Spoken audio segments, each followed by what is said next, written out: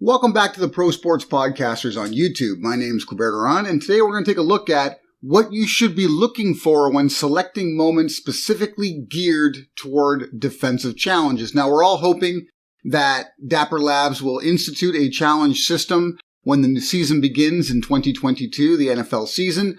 And on the defensive side of the ball, there are three specific categories I'm looking at, two of which I highly expect will be involved, and one I'm hoping will be involved, but you never know. I'm going to begin with that one, which is tackles.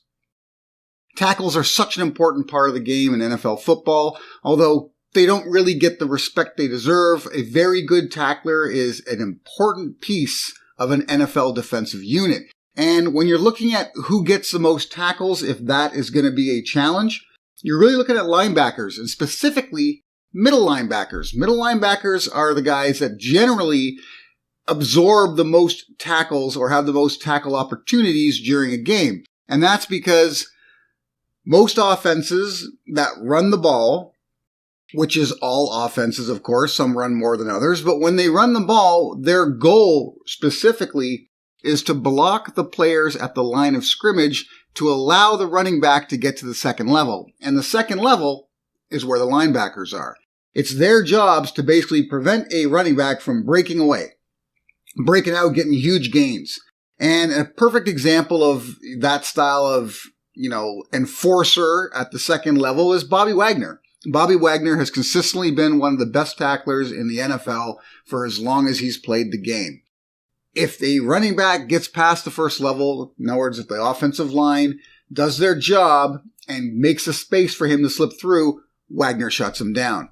And he's your middle linebacker. Now, there's also outside linebackers that can sometimes factor into tackles, weak side linebackers. So linebackers in general. But if a team has a bad linebacker core, then it's up to the safeties to prevent things from going totally sideways. So safeties also factor in, but you've got to look at the total defense, right? You've got to look at all the players that are on the defense, and if they have a weak linebacker core, then safeties on that particular unit might be a big factor.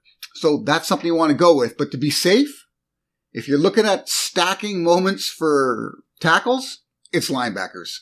100%, and just stack up on the middle. Now, next I'm going to go to is one of the two that I believe will definitely be a factor, and that's interceptions.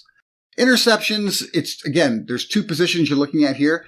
And similar to tackles, you have a primary position and then a secondary position. The primary position, of course, is the cornerbacks.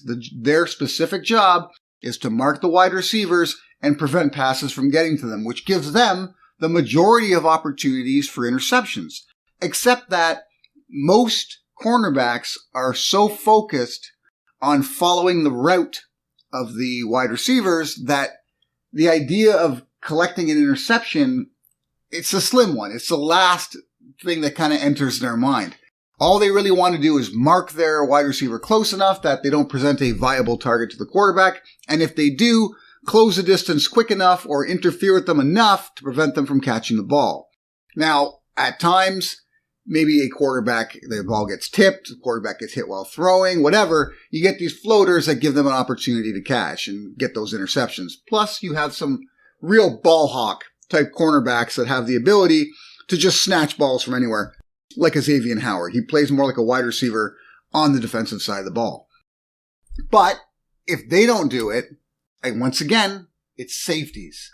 So here's a spot where if you stack some of the best safeties in the league, you're actually covering two positions to a certain degree. You don't have the absolute best players available in those particular categories, but you do have players that will occasionally pop and show up on the stat sheet.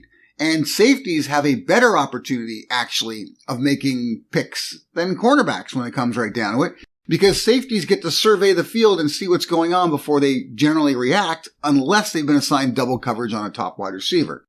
But otherwise, they're basically just watching to see what's going on and then reacting to it. So when a ball's in the air, if a safety's done his job and followed the quarterback's eyes and read the play well enough, they can actually make a break on the ball as opposed to just reacting to the ball like cornerbacks do. So safeties tend to really factor into interceptions. They don't have first opportunity, but they have the best opportunity. So that's another position that you want to kind of target in order to not only have interceptions available to you, but tackles as well. Pick the right safety on the right team with the right defense and your money.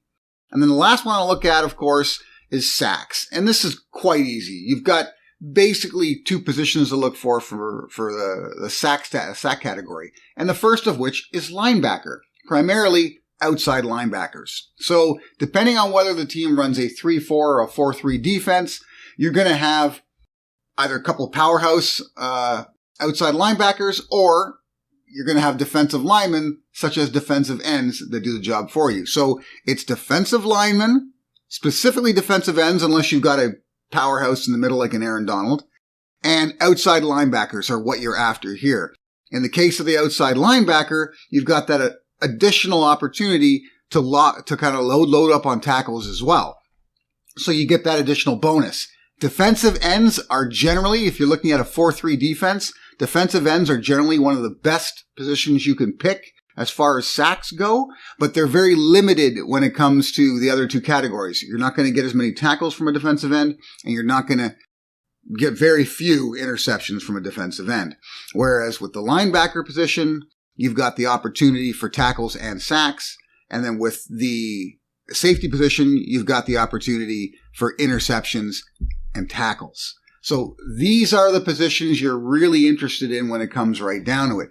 Another advantage with cornerbacks, and again, this is going to be defensive specific, but some teams like to blitz their cornerbacks. So those cornerbacks can factor into sack challenges, which gives them a second tier that they can actually take advantage of. But once again, you've got to look at the defenses. You got to look at what do they typically do on defense? What is their move on third down, third and long, third and short situations? Study some of the film from last year and what these coaches do in certain situations and who it is they're blitzing with, and you'll have an idea of additional value certain players may have, especially when it comes to getting sacks. And those are basically the three categories I hope to see in challenges next season.